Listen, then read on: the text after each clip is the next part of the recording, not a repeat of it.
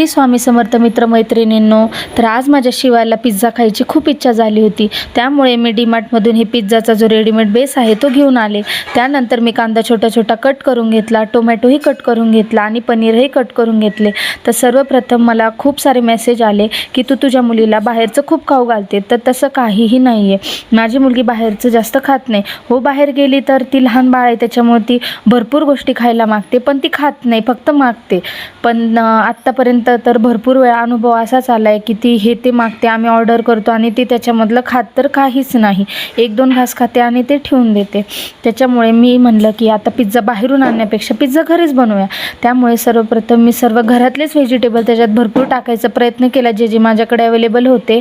आणि पनीरही मी त्या पिझ्झामध्ये टाकले होते, कारण पनीरमध्ये भरपूर प्रोटीनही असते. त्यानंतर मी सर्व जे चिली फ्लेक्स असतात, ऑरिगॅनो असतात, पिरी पिरी मसाला असतो, हे सर्व त्याच्यावर स्प्रेड करून घेतले. त्यानंतर मी अमूलचा बटर घेतला आणि मी पिझ्झा पॅनवरच बनवत होते. अवन आहे, पण अवन मला जास्त काही यूज करता येत नाही, त्यामुळे मी पॅनमध्येच पिझ्झा बनवला. त्यानंतर मी मस्त पॅनवर बटर लावून घेतला आणि पिझ्झावरती भरपूर असे मोझरेला चीज आहे ते स्प्रेड करून घेतले, तुम्ही पाहू शकता. त्यानंतर मी ह्या पिझ्झाला 10 मिनटं ठेवून वाफवून घेतला आणि तयार झाला आपला पिझ्झा.